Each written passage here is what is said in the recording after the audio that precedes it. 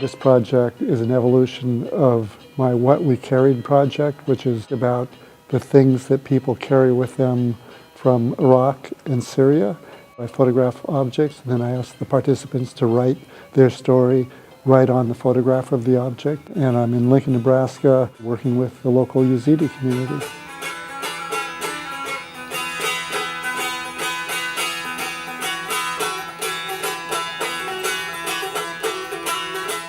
Most Americans don't even know who the Yazidis are, and the Yazidis are a religious group. They go back to kind of Zoroaster, Christianity, and Islam, but they're not any one of those. But there's been a concerted effort since the beginning of the Yazidis to exterminate them, and they've been through 73 or 74 genocides. You know, all they want is to live their lives.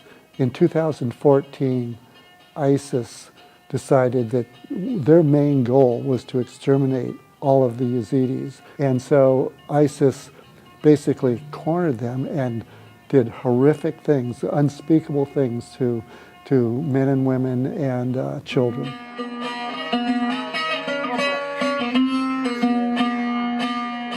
Jim came here on March, and then we took him to the Yazidi houses, and from there we went from one house to another, tried to introduce our community, who are the Yazidis and why we are here. And then Jim started asking questions, and he started learning and said, I'm very interested. Like every house that we go on, they have a story attached to their transition here. And I said, yes, we've seen a lot in Middle East and having a quite peaceful life in Nebraska, which is really nice, and it's a very welcoming society.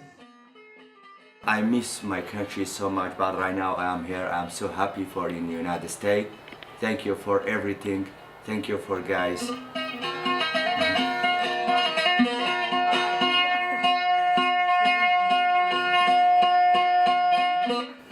All of the Yazidi participants have been very welcoming. Every time I go to someone's house, they bring on the fruit and the pastries and the nuts and the Turkish coffee and the tea. And so I think the participants really understand what we're trying to do with this project. And they want to tell their stories, and now they'll be seen and heard at the Nebraska History Museum.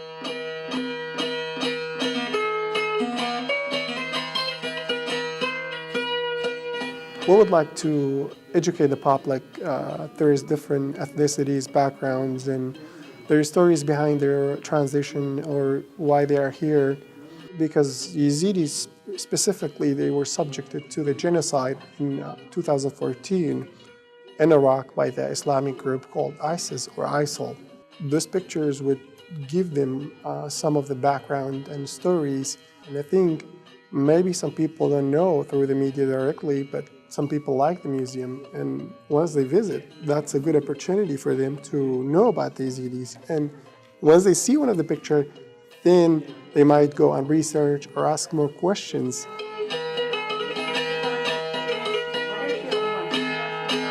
One of the things that happens when the viewer looks at the photographs and sees the object and the writing is that we start to put ourselves in the shoes of the refugee, and we start to ask ourselves, what would we take with us if we had to leave? And then that process quickly shifts to, gee, if I'm taking these things, I'm leaving everything else behind. It isn't just about the things that we carry, it's about the things that we leave behind. And that's what I want the viewer to really understand when we put ourselves in their shoes.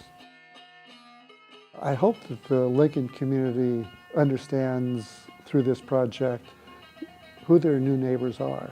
So to get to know that people, are just like us, I really do think it is a bridge building project. And I think the more we know each other, the less othering that happens. And that's why I'm doing it.